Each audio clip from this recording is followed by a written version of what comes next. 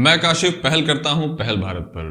दोस्तों, मेरी आपसे गुजारिश है कि हम वीडियोस को बनाने के लिए जिस तरह का रिसर्च करते हैं उसमें मेहनत लगती है, हमारी टीम का एफर्ट होता है। तो ये मेरी आपसे गुजारिश है कि आप उस पर अपना फीडबैक ज़रूर दें और प्लीज़ सब्सक्राइब करें। और अगर आपको लगता हो कि हमारा ये वीडियो शेयर करने के लायक है तो प्लीज़ ज़रूर शेयर करें। इससे हमें जो इंकरेजमेंट मिलती है उससे हम ये कोशिश जारी रखेंगे। तो मेरे दोस्तों, आपसे ये गुजारिश है कि सबसे पहले अगर आपने सब्सक्राइब नहीं किया है तो इसको सब्सक्राइब कर दें। अब मैं आता हूं टॉपिक पर। टॉपिक तो हमारा आज बजट है, लेकिन उससे पहले मैं कुछ उन मुद्दों पर बात करना चाहूंगा जो अभी हमने कुछ दिनों तक वीडियो जो लगातार नहीं बनाया है, उसमें जो कुछ हमारे जो टॉपिक्स थे, जो इश्यूज थे, जो बहुत ही इंपॉर्टेंट थे देश के लिए और देश के लोकतांत्रिक व्यवस्था के लिए, वो छूट गए थे। लेकिन फिर भी चीजें आ रही थी, लोग काम कर रहे थे, इसलिए कहीं ना कहीं हमारा वो बोझ कम था।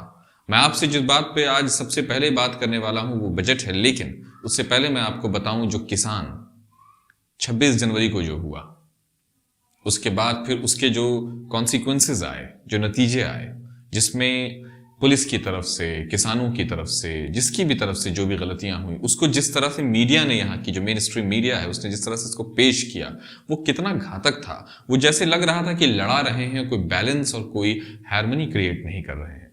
ये बहुत ही दुखदाई था और बहुत ही गम देने वाला था। दोस्तों, 26 जनवरी को जब तिरंगा को लेकर और निशान साहब को लेकर जब झमेला शुरू हुआ, लोगों ने कहा कि सिखों ने अपने जो, यानी कि आप समझ सकते हैं कि इस फार्मर प्रोटेस्ट को वो किसी तरह से एक सिख या खालिस्तानी चेहरा देने की कोशिश कर रही थी। यहाँ की मीडिया, दुनिया में किसानों के आंदोलन पर सरकारों ने बहुत कुछ कहा है, लेकिन उनको एंटी नेशनल कभी नहीं कहा है।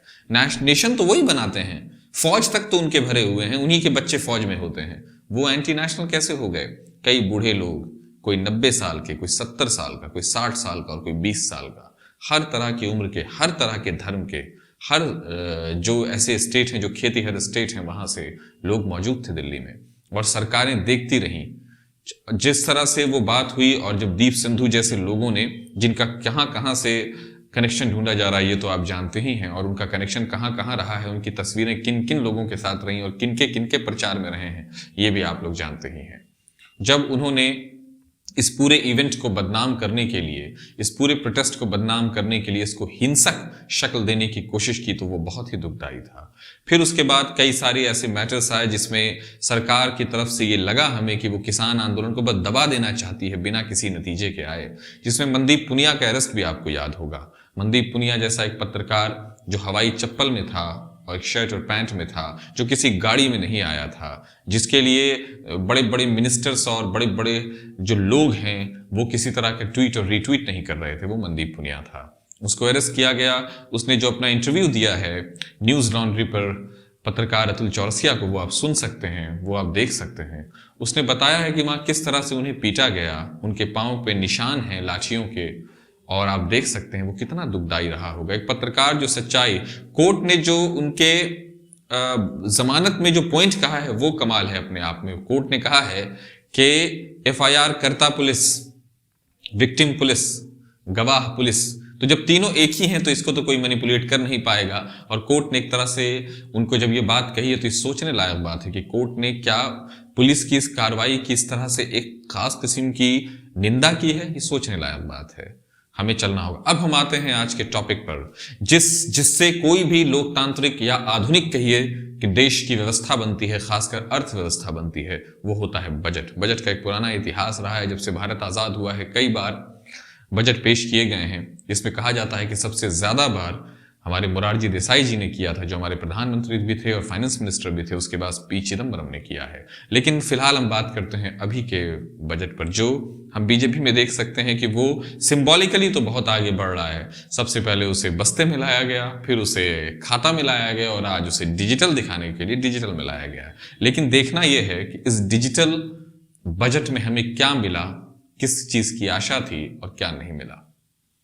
तो जो इसके मैं की पॉइंट्स आपको बताऊंगा, जो प्रेस ब्यूरो ऑफ इंडिया ने दिया है, उसका जो उसने की पॉइंट्स बताए हैं वो मैं आपको बता दूं। सबसे पहले उसने हेल्थ एंड वेलबींग, यानी कि जो हमारे स्वास्थ्य व्यवस्थाएं हैं उस पे सरकार पीबीआई के मुताबिक उस पर उसने बहुत नजर रखा है और उसको जोरदार तरीके से तैयार किया है। दूसरा है हमारा physical and financial capital and infrastructure. आपको पता है कि किसी भी आधुनिक देश को अगर इंफ्रास्ट्रक्चर और कैपिटल, जो रियल कैपिटल है जिसमें ह्यूमन कैपिटल भी इंक्लूडेड है, उसके बगैर हम उसका तसव्वुर और उसकी कल्पना भी नहीं कर सकते कि कोई आधुनिक देश कभी तरक्की कर सकता है, विकास कर सकता है। तीसरा है inclusive development for aspirational India. Aspirational India से मतलब होता है कि जो यहाँ के यूथ हैं, जो एंटरप्रेन्योरशिप में जाना चाहते हैं, जो देश को एक प्रॉमिसिंग लैंड बनता हुआ देखना चाहते हैं और उसको बढ़ाना चाहते हैं, उसके संदर्भ में ये जो तीसरा पॉइंट है। चौथा पॉइंट है इसका री इन्विगरेटिंग ह्यूमन कैपिटल। जैसा कि मैंने आपको पहले ही पॉइंट को जिक्र करते हुए बताया कि ह्यूमन कैपिटल सबसे इंपॉर्टेंट कैपिटल है। वही किसी देश का कैरेक्टर बनाता है, उसका एटीट्यूड क्रिएट करता है और उसी से जो दूसरे कैपिटल्स हैं वो यूटिलाइज होते हैं और उससे देशों की अर्थव्यवस्थाएं बदलती हैं। ये हम दुनिया भर के इतिहास से सीख और जान सकते हैं। फिर पॉइंट है इनोवेशन एंड R&D, यानी रिसर्च एंड डेवलपमेंट। इनोवेशन यानी कि नई चीजों पर जो साइंटिफिक हैं, टेक्नोलॉजिकल हैं, उन चीजों पर बढ़ना और उनकी तरफ ज्यादा से ज्यादा जहां जितने सफिशिएंट अमाउंट उनको चाहिए बढ़ाने के लिए उनमें इंक्रीज करना और ये करना, ये उसका। और लास्ट पॉइंट है minimum government and maximum governance. ये तो किसी भी आधुनिक लोकतंत्र का नारा हो सकता है, लेकिन नारे में और सच्चाई में फर्क हमें कभी किसान आंदोलन में दिखता है, कभी सरकार के खिलाफ बोल देने वालों को जेलों में यातनाएं दी जाती हैं, उससे दिख जाता है कि कितना गवर्नेंस और कितना गवर्नमेंट है। हमें इस प्रोपोर्शन को रियल में और सच्चाई के साथ सवाल करना चाहिए। यहां सरकार को नापसंदगी और पसंदगी का, सरकार की नापसंदगी और पसंदगी का सवाल नहीं है। यहां सवाल है देश के बने रहने का, यहां सवाल है लोकतांत्रिक व्यवस्था के खड़े रहने का। तो अब मैं बजट पे बात शुरू करता हूं। सबसे पहले मैं आपको बताना चाहूंगा कि इस बजट के बारे में जब इसको पेश किया हमारी जो फाइनेंस मिनिस्टर हैं श्रीमती निर्मला सीतारमन, तो उन्होंने इसको बहुत हमारे सबसे पहले Nobel prize winner Gurudev Rabindranath Tagore के, जिनके बारे में मैं आपको शॉर्ट में एक बात बता दूं कि यहाँ के जो अभी हमारे एंकर्स हैं, कई एंकर्स ऐसे हैं बड़े बड़े चैनल्स के, मेन स्ट्रीम मीडिया के, जिनको ये पता भी नहीं है कि रविंद्रनाथ ठाकुर का असली नाम रविंद्रनाथ ठाकुर था। वो समझते थे कि टैगोर ही उनका असली नाम है और वो भिड़ गए थे एक अपने पैनलिस्ट से। तो खैर, अब हम लोग बात करते हैं बजट पर। आइए मैं सबसे पहले आपको बता दूं कि जो कई चीजों में इतनी बढ़ोतरी हुई है कि मिडिल क्लास इससे खफा हो गया है। अगर हम लोग इसको प्रैक्टिकल तौर पर देखें, व्यवहारिक तौर पर देखें, तो हमें समझना होगा कि एक तकलीफ आ गई है। जितने भी फिनिश्ड गुड्स हैं या जितने भी ऐसी यूज के गुड हैं जो ज्यादातर मिडिल क्लास फैमिली यूज करती है, मिडिल क्लास पीपल यूज करते हैं, उस सब का प्राइस बढ़ा है। सब चीजों में एक महंगाई आई है आप देखेंगे तो। और जो लग्जरियस आइटम है और जो थोड़े से, जिसको हम लोग लोअर स्ट्रेटा ऑफ सोसाइटी कहते हैं, उसके लिए कुछ चीजों में आप बेहतरी देख सकते हैं, लेकिन कुछ चीजों में चूंकि आपको पता है कि वही मिडिल क्लास बनता है और उसको भी कई सारी ऐसी चीजें दी गई हैं जिससे उसको कोई फायदा नहीं है। तो मैं कुछ चीजों पर जिक्र कर देता हूं आपको वन बाई वन। जैसे 2.5% इलेक्ट्रॉनिक पार्ट्स पर इंक्रीज किया गया है प्राइस को, 2.5% इलेक्ट्रॉनिक पार्ट्स पर। यह ध्यान देने वाली बात है। इससे कहीं ना कहीं इसका डायरेक्ट इंपैक्ट पड़ेगा हमारा जो इलेक्ट्रॉनिक मार्केट है, जिसने अभी भारत की अर्थव्यवस्था को खड़ा करने में बहुत बड़ा रोल प्ले किया है, उस पर। दूसरे हम आते हैं ऑटोमोबाइल पार्ट्स पर, जो गाड़ियों में जो व्हीकल्स में यूज होते हैं, उस पर भी 15% कस्टम ड्यूटी लगा दी गई है, बढ़ा दी। आप ध्यान देखिए, ये आपके यहाँ के बाइक आप चलाते हैं, कार आप चलाते हैं, उसका खर्च आपको समझ में आता है। फिर उसके बाद हम आते हैं जिसमें आपको मैं जो सोलर इन्वर्टर है, फिर जो सोलर लैंटर्न्स है, उस सब चीजों का प्राइस बढ़ा दिया गया है। जो एक आम आबादी, जो देश का सबसे बड़ा हिस्सा होती है, उसकी आबादी को बढ़ा दिया गया है। तो मैं आपसे यहीं पर यही बोलना चाहूंगा। उसके बाद हम आते हैं nylon, copper, iron, platinum, gold and silver shoes reduced in custom duties. ये जो ज्यादातर जो मिडिल क्लास कम यूज करता है, ज्यादातर इसको वो लोग यूज करते हैं जो बड़े स्ट्रेटा से आते हैं। ये महंगी चीजें, शू को आप इसमें से चाहेंगे, आप कहेंगे कि नहीं ऐसा जूता तो हम सब पहने, ठीक है, लेकिन अगर हम ज्वेलरी के मैटर में जाएं तो उसका जो हम लोग खेल देखते हैं, उसको प्राइस को घटाया गया है। और अब हम आते हैं उसके बाद इनकम टैक्स रेट्स में कोई फर्क नहीं लाया गया है। तो इनकम टैक्स रेट से आपको एक चीज देखनी होगी कि इनकम टैक्स सबसे ज्यादा, आपको मैं बता दूं पहले, भारत में 12 से 13 से 14% लोग इनकम टैक्स देते हैं। उसमें से भी ज्यादातर लोग जो सरकारी नौकरी में है, क्योंकि वो इनकम टैक्स बचा ही नहीं सकता। तो हमने देखा कि उसके रेट में कोई फर्क नहीं है, कुछ खास चेंज नहीं लाया गया है। उसके बाद जो राहत मुझे नजर आती है पहली व्यू में, प्राइमा फेसी जो नजर आता है कि 75 साल से जो ज्यादा उम्र के लोग हैं उनको टैक्स फ्री किया गया है। उनकी कई चीजों में टैक्स जो है वो बैंक को कहा गया है कि आप देंगे। तो ये एक राहत देने वाला मसला है, लेकिन इस पर सोचना चाहिए। फिर उसके बाद आता है कि हम किस तरह से एग्रीकल्चर और किस तरह से इन चीजों को देखते हैं जो बहुत जरूरी, चूंकि अभी जिस तरह का प्रोटेस्ट चल रहा है उसमें एक चीज समझनी और जाननी बहुत जरूरी है कि हम किस तरह से किसानों के साथ डील कर रहे हैं। पेट्रोल और डीजल जो आधुनिक ट्रांसपोर्ट के सबसे इंपॉर्टेंट हिस्से हैं, उनके बिना हम एक आधुनिक देश की कल्पना और संकल्पना नहीं कर सकते हैं। उसके बारे में मैं आपको बताऊं, पेट्रोल में 2.5% 2.5 रुपया पर लीटर बढ़ा दिया गया है, यानी 2.5 रुपीज। उसके बाद हम आते हैं डीजल पे, डीजल को 4 रुपए पर लीटर बढ़ा दिया गया है। लेकिन सरकार ने कहा है कि वो इसमें सब्सिडी डालकर बहुत हद तक इसको बैलेंस करने की कोशिश करेगी। ये बजट का यहां तक का रूप है। एग्री प्रोडक्ट्स में आपको बताना चाहूंगा जो मिडिल क्लास भी यूज करता है और किसान के लिए से डायरेक्टली जुड़ा हुआ है, उस पर अब हम आते हैं। सेब खाया होगा, an apple a day keeps doctor away, आपने सुना होगा। एक सेब आप डेली खाइए, डॉक्टर आपसे दूर रहेंगे। उसके प्राइस में 35% का इजाफा है। ये आप सोच लीजिए, मैं इस्तेमाल करता हूं, आप इस्तेमाल करते हैं। उसके बाद जो चना है उसमें 30% का है, दाल में 20% का है, और उसी तरह खाने वाली कई चीजों में 50% तक का इजाफा है। यूरिया जो किसानों का मैन्योर का सबसे आधुनिक, या आप कह सकते हैं जो उनके फर्टिलाइजर का जो सबसे इंपॉर्टेंट हिस्सा होता है, उसमें 50% का इजाफा कर दिया गया है। ये देखने वाली बात है। क्रूड सोयाबीन जो है और सनफ्लावर जिसको कहते हैं, सूरजमुखी का तेल, उसमें भी 20% इजाफा है। और उसके बाद कॉटन में 5%, यानी सूती कपड़े में आप समझ सकते हैं, और एडिशनल कस्टम ड्यूटी भी लगा दी गई है।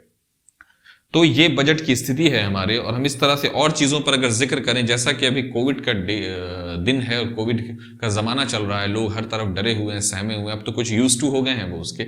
लेकिन उसके वैक्सीन के मामले में जिस तरह के बहुत सारे डिस्प्यूट्स एंड कंट्रोवर्सीज पैदा हो रहे हैं, कुछ लोगों ने दुनिया में जब इसको यूज किया तो उस वैक्सीन से वो, मतलब उस वैक्सीन के लगवाने के बाद वो मर गए। इससे एक आम धारणा ये पैदा हो गई कि कहीं ना कहीं इस वैक्सीन में कुछ खामी है। तो इसको लेकर भी सरकार, आपने कॉलर ट्यून में कई बार सुना होगा कि अफवाहों पर न जाए, तो अफवाहों पे बिल्कुल नहीं जाना चाहिए। अफवाह हमेशा खतरनाक हुआ करती है। अफवाहों ने वर्ल्ड वॉर तक करवाया है, तो ये हम लोग देख सकते हैं ना। तो मैं आपको बताना चाहूंगा यहां पर कि उस मामले में 35,000 crore for covid vaccine in the next fiscal year, ये एक बजट का बहुत इंपॉर्टेंट हिस्सा है जो हमें जानना चाहिए। उसके बाद आत्मनिर्भर स्वस्थ भारत योजना जो प्रधानमंत्री की है, उसमें उन्होंने 64,180 करोड़ रुपया आने वाले 6 सालों में हेल्थ केयर, जो मैंने आपको पहला पॉइंट की पॉइंट्स में बताया था, इंफ्रास्ट्रक्चर और हेल्थ केयर इंफ्रास्ट्रक्चर दिया है। और अगर मैं आपको पी चिदम्बरम ने इस बारे में कहा है कि अगर हम इसको कलेक्टिवली और सामूहिक तौर पर देखेंगे तो इसमें ज्यादा इजाफा नहीं है। उन्होंने कहा है पिछले साल 72,934 करोड़ थे, इस बार 79,602 करोड़ रुपया हुआ है। उनका यह कहना है कि अगर हम कलेक्टिवली इसको एज एन इकोनॉमिस्ट देखकर बताएं तो। उसके बाद हम आते हैं कि हमारी जो फाइनेंस मिनिस्टर हैं, उन्होंने श्योर किया है कि एमएसपी जो है वो 1.5 गुना बढ़ा दिया जाएगा, जो उसका जो आप समझ सकते हैं जो उसकी कॉस्ट होती है, जो उसका प्रोडक्शन कॉस्ट होता है उससे, यानी किसानों को ये राहत दी गई है एमएसपी के मामले में। तो इससे अभी आप किसान वाले आंदोलन में जो कि एमएसपी एक बड़ा मुद्दा है जहां पर किसानों से, तो वहां पर ये बात क्लियर करती नजर आ रही है कि सरकार फिलहाल एमएसपी पे कोई टच करने वाली उसको नहीं है। हम उसके बाद एक आएंगे कि लेकिन सरकारों और खासकर फिनांस मिनिस्टर का ये कहना है कि ये तब हो पाएगा जब हम इसको अच्छी तरह से लागू करेंगे, और इसके लिए सबसे जरूरी है एक तरह से अवेयरनेस होना, पब्लिक अवेयरनेस होना। यह बहुत जरूरी बात है। प्राइवेटाइजेशन ने जिस तरह से इस बजट में अपना हिस्सा, आप समझ सकते हैं डायरेक्टली इनडायरेक्टली, जिस तरह से जो 10 एयरपोर्ट्स या 12 एयरपोर्ट जो आप समझ सकते हैं कि जो लगभग प्राइवेटाइज हो चुके हैं, उनके लिए डेट्स वगैरह सब आ गई है, और आने वाली वीक्स में भी उसी तरह 10 से 12 एयरपोर्ट, और हमारे हाथ से कई पोर्ट्स तो प्राइवेटाइज हो ही गए हैं। और सरकार ने कहा है कि ये उनकी इफिशियंसी बढ़ाने के लिए, और जो पोर्ट्स और एयरपोर्ट्स नुकसान में चल रहे थे, डेफिसिट में जा रहे थे, उनके लिए किया गया है। मतलब कहने का है कि सरकार के हाथ से ये चीजें निकाल कर इसलिए प्राइवेटाइज की जा रही हैं क्योंकि निजी हाथों में दी जा रही हैं, चूंकि इससे वो फायदे में जाएंगी। लेकिन हम तो एक उस देश में हैं जहां कहीं ना कहीं हमें सबको इक्वल, सबको बराबर, तो इससे तो अगर प्राइवेटाइजेशन बढ़ा तो आपको पता है पूंजीपतियों का एक नया वर्ग खड़ा होगा, और वो किस तरह से डिक्टेट करेगा हमारी आने वाली लोकतांत्रिक व्यवस्थाओं को। अब मैं आपको बताऊं उसके बाद जो कुछ और जरूरी चीजें हैं कि हम किस तरह से चीजों में जा सकते हैं schools and hospitals run by trust will not pay tax up to 5 crore of annual received। ये एक इंपॉर्टेंट बात है जो सरकार ने बजट के मामले में कही है, सरकार कॉलेजेस को लेकर और स्कूल्स को लेकर, खासकर जो इस तरह के आते हैं जिसका एक खास इकोनॉमिकल मेयार और स्टैंडर्ड बनाया गया है। उसके बाद मैं आपको बताऊं कुछ चीजों में और कि holiday tax, no tax to pay in initial stage. Holiday वाले मामले में आप समझ सकते हैं कि उसमें इनिशियल शुरुआती दिनों में टैक्सेस की व्यवस्था को नकारा गया है।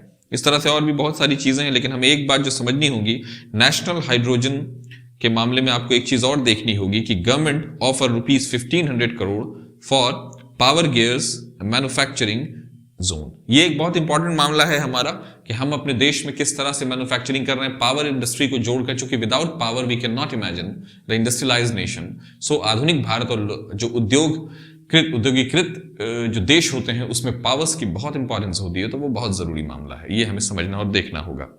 तो यहां से हम चीजें, अब बजट के हम आम लोगों के इस्तेमाल पर आते हैं और हम समझने की कोशिश करते हैं कि हमारे लिए क्या इंपॉर्टेंट है। तो कहीं से व्हाट्सएप पर आया हुआ एक हमने जो एक दुनिया बना रखी है उससे हमें निकलना होगा। हमें एक प्रैक्टिकल सिटीजन होना होगा। हमें सरकारों को यह एहसास दिलाना होगा कि आपको आंसरेबल होना होगा हमारे प्रति, आपको जवाब देना होगा। अगर हमें आपकी व्यवस्था और आपके कानूनों और आपकी गाइडलाइंस और आपके रूलिंग्स में कुछ कमी नजर आएगी तो हम उस पर पूछेंगे आपसे, हम आपसे सवाल पूछेंगे। सवाल पूछना एंटी नेशनल नहीं होता है। सवाल पूछना लोकतांत्रिक व्यवस्था की गरिमा का हिस्सा होता है। सवाल पूछना एक लोकतांत्रिक नागरिक का हक होता है। यही तो फर्क होता है ना डिक्टेटरशिप और लोकतंत्र में, तानाशाह और लोकतंत्र में, कि हम सरकारों को चुनते हैं और उनसे जवाब मांगते हैं कि आपने जो हमें वादे किए थे उसका क्या हुआ। तो ये मेरे दोस्तों बजट की पेशगी थी आपके लिए कि बजट का क्या इंपैक्ट होगा उस पर हम नजर बनाए रखेंगे। लेकिन फिर मैं एक बार आपसे गुजारिश करता हूं कि हमारे चैनल्स को सब्सक्राइब कीजिए, लाइक कीजिए, अपना फीडबैक हमें कमेंट बॉक्स में डालिए और उसको शेयर जरूर कीजिए अगर आपको लगता है कि ये शेयर हो सकता है। बाय दोस्तों, बने रहिए हमारे साथ।